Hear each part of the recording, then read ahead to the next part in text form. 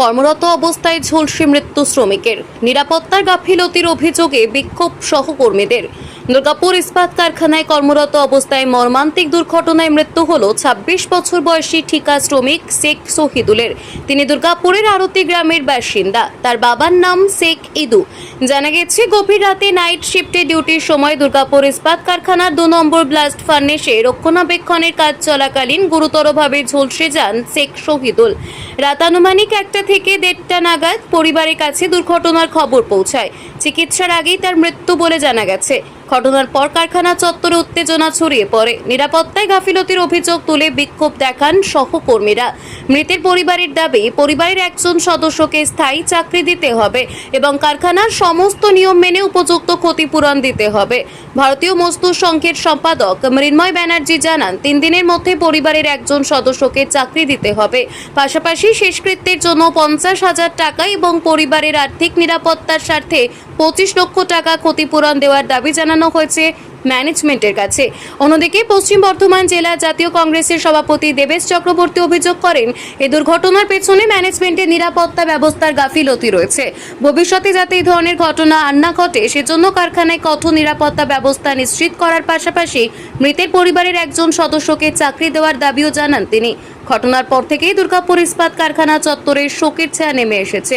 দুর্ঘটনার প্রকৃত কারণ খতিয়ে দেখতে তদন্ত শুরু হয়েছে। আপনি দুর্ঘটনা যে ঘটেছে কখন আমি জানতে পারলেন? আমি ওই ১-১:৩০টার মধ্যে দেখে গেছি। জানতে পারলেন ১-১:৩০টার মধ্যে। এখন কি চলতে আমার ঘর সংসার চলতে ছেলের জন্য। রাতে ১-১:৩০টা? হ্যাঁ, রাতে নাইট ডিউটি দেখি তখন। এখন ডিএসপি কর্তৃপক্ষের বা কন্ট্রাক্টরের কাছে আপনি কি দাবি করছেন? আমরা ওই একটা চাইমের প্রচুর রাস্তায় নেমে পড়েছি, আমাদের প্রচুর তো নাই আর।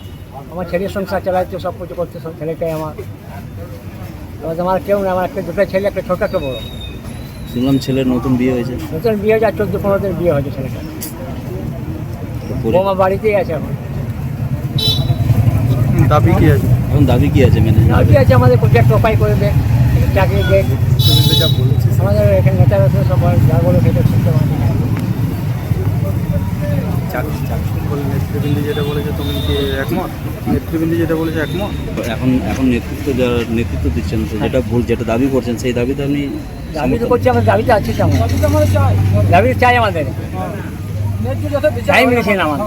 আমাদের বলছে হ্যাঁ চাকরি দিতে বলে টাইম নিয়েছেন, টাইম নিচ্ছে না টাইম দিয়েছেন, Time কবে হবে সেটা বলছেন। যদি বলছি হবে, কখন হবে কোনো বলছেন। প্রোগ্রামবাসী আপনার সাথে আছে? সব গ্রামের লোক থাকে, পুরো গ্রামের লোক এসেছে। আমার নাম পরিচয়? আপনার নাম? আমার দু আর ছেলের নাম শেখ শহীদুল। কোনোভাবে অসতর্কবশত ওখানে পড়ে যান এবং তার মৃত্যু হয়। কিন্তু ঘটনাটি জানা যায় নাইট শিফটে প্রায় 11টা, 11:30 নাগাদ, যখন তাকে কোথাও খুঁজে পাওয়া যাচ্ছিল না। তখন দুর্গাপুর স্টিল প্ল্যান্টে এখন ম্যাক্সিমাম জায়গায় কেন্দ্রীয় শাসক দল এবং রাজ্যের যারা শাসক দল আছেন তারা ম্যাক্সিমাম জায়গায় কন্ট্রাকচুয়াল লেবারে দুর্গাপুর স্টিল প্ল্যান্টে কাজ করাচ্ছে। এবং এই কন্ট্রাকচুয়াল লেবারদের জন্য না কোনো সেফটি, না তাদের কোনো সেফটি ইকুইপমেন্ট, কোনোভাবেই তাদের সঙ্গে সহযোগিতা না করে সেফটির সাথে কম্প্রোমাইজ করা হয়। একটি ছেলে কি করে একা একা ওখানে কাজে ছিল, এটা সবচেয়ে বড় প্রশ্ন। এবং সে ওখানে তার মৃত্যু ঘটল, সেই ঘটনাটাও কেউ জানতে পারল না।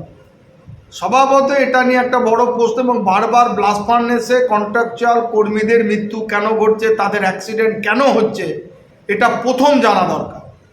বারবার এনকোয়ারির নামে কমিটি হয়, কিন্তু সেই কমিটির রিপোর্ট জনসমক্ষে বা ইউনিয়ন নেতাদের কাছে আসে না। স্বভাবতই সেফটির সাথে কোনো জায়গায় কম্প্রোমাইজ হচ্ছে। এবং এই জায়গাতে আমরা চাইব ছেলেটির পরিবার, তার 22 দিন না 1 মাসের মধ্যে মনে হয় বিয়ে হয়েছে, তার পরিবারের কেউ যেন কর্মের সংস্থান হয় এবং তার যে আর্থিক ক্ষতিপূরণ যেটা আমরা কোম্পানি দিয়ে থাকি সেটা যেন তারা পায়, এটাকে সুনিশ্চিত করা।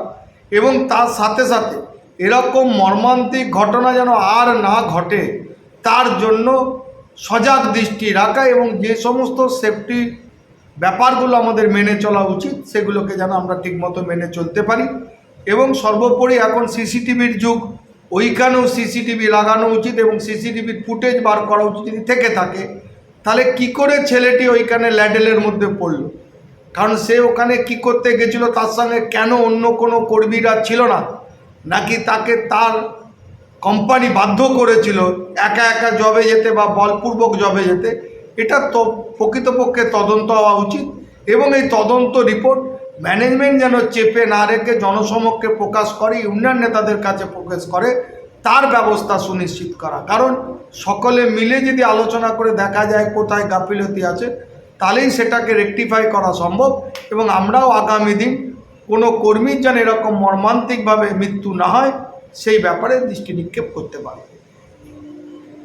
12টার সময় জানা যায় যে আপনার গ্লাস ফার্নেস থেকে স্ল্যাগ ব্যাংকে যে ল্যাডেল গেছে, ল্যাডেলের মধ্যে একটা ডেড বডি দেখা গেছে। তো ওই ডেড বডি দেখার পর সঙ্গে সঙ্গে ম্যানেজমেন্টকে জানানো হয়, আমরাও ক্লায়েন্টে প্রবেশ করি, কিন্তু দুর্ভাগ্যবশত ম্যানেজমেন্টের কাউকে আমরা খুঁজে পাইনি। আর আমাদের যেটা মনে হচ্ছে এটা মার্ডার, এটা প্ল্যান্টের ভিতরে মার্ডার করা হয়েছে। আর ম্যানেজমেন্ট নিজের দায় এড়িয়ে যাচ্ছে। আমরা আজ মানে কাল রাত 10-10:30টার সময় ঘটনা ঘটেছে, আজ সকাল 6:30টার সময় ম্যানেজমেন্ট প্রথমে একটি ফায়ার ব্রিগেড পাঠায়, তারপরে একটা এক্সকাভেটর পাঠায়, সেই কেটে তার বডি ওই ল্যাডেল থেকে বার করা হয়। আমরা ম্যানেজমেন্টের কাছে দাবি রেখেছি 3 দিনের মধ্যে ওর পরিবারকে চাকরি দিতে হবে। তো ম্যানেজমেন্টের মিথ্যা প্রতিশ্রুতি যে উনি চাকরি পাবেন, কিন্তু কবে পাবেন বলতে পারছি না।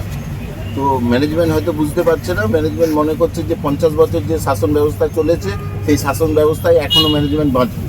তো আমরা ম্যানেজমেন্টকে বলতে চাই যে সেইগুলো বালি নয়, সেইগুলো বোল্ডার। ভারতীয় মজদুর সংঘ যখন একবার বলে দিয়েছে, তার পরিবারও আমাদের সাথে আছে যে 3 দিনের মধ্যে চাকরি চাই, তো চাকরি দিতে হবে। আর আমরা কন্ট্রাক্টরের কাছে দাবি রেখেছি 50,000 টাকা তার সৎ কাজের জন্য, আর আপনার 25 লাখ টাকা তার ফ্যামিলিকে দিতে হবে। যেখানে কারখানা কর্তৃপক্ষের নিরাপত্তা, কেন কি যেখানে উনি কাজ করছিলেন সেখানে নাইট শিফটে একটা ওয়ার্কারকে দিয়ে ল্যাডেলের কাজ করানো হচ্ছে। পুরোটাই এটার নিরাপত্তার গাফিলতি আছে। কোনো সেফটি ইকুইপমেন্টও দেওয়া হয়নি, না তাকে কোমরে কোনো বেল্ট দেওয়া হয়েছিল, না কোনো দড়ি পরানো হয়েছিল। ম্যানেজমেন্ট ওয়ার্কারদের নিয়ে ছিনিমিনি খেলা শুরু করেছে। তো আমরা এটা হতে দেবো না। আপনারা শ্রমিক সংগঠনের তরফ থেকে পাশে আছেন? আমরা শ্রমিক সংগঠনের তরফ থেকে পাশে আছি। আর ম্যানেজমেন্ট যদি মনে করে যে আগেকার স্বৈরাচারী শাসন চালিয়ে যাবে, আমরা সেটা হতে দেবো না। আপনার নাম? আমার নাম মিন্ময় ব্যানার্জি, জেলা সম্পাদক ভারতীয় মজদুর সংঘ।